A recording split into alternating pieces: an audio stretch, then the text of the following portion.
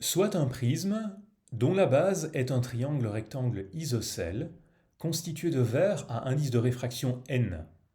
Un rayon lumineux pénètre dans le prisme perpendiculairement à sa face droite et ressort après réflexion totale par la face inférieure.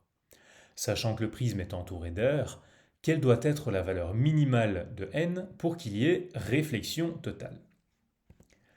Voilà. Alors, ceci est une question assez classique de réfraction d'un rayonnement lumineux. Nous avons ici un rayonnement lumineux qui entre dans le prisme, comme on le dit dans l'énoncé, et qui vient frapper ici l'interface entre le prisme lui-même, de ce côté-ci, et l'air à l'extérieur. On sait que le prisme a un indice de réfraction n, que l'on nous demande de calculer, hein, donc on ne le connaît pas, et on nous demande de le calculer pour s'assurer qu'il y ait une réflexion totale. Alors tu as normalement vu que, donc dans le cadre du chapitre sur les réfractions, que lorsque un rayon incident arrive sur l'interface entre deux milieux, il y a en général une réfraction du rayonnement, c'est-à-dire que le rayonnement incident ne poursuit pas son chemin en ligne droite, mais il est dévié. Donc il est en fait réfracté, comme ceci, avec un angle de réfraction, que je vais noter R ici, qui dans ce cas-ci va être plus grand que l'angle d'incidence. Ce phénomène de réfraction, il obéit à la loi de Snell-Descartes, qui est écrite ici.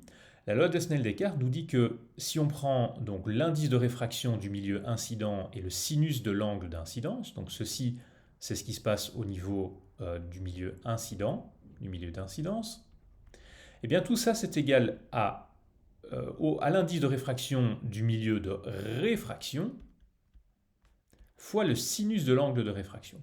Cet indice ici est égal à 1 parce qu'il s'agit de l'air. Et on sait que l'indice de réfraction de l'air c'est 1. Alors comment va-t-on exploiter ceci? On va en fait chercher n, et pour chercher n, on va remplacer sinus i et sinus r par ce que l'on sait. S'agissant de sinus i, d'après le schéma, on sait que i est égal à 45 degrés, hein, c'est dit dans l'énoncé, donc le sinus de i vaut racine de 2 sur 2. Et que vaut R dans ce cas-ci? Bien, c'est là qu'on va devoir imposer le fait qu'il y a réflexion totale. En fait, on veut faire en sorte que la réflexion n'apparaisse pas. C'est-à-dire qu'on veut, on veut faire en sorte qu'il n'existe pas de valeur de rayon R.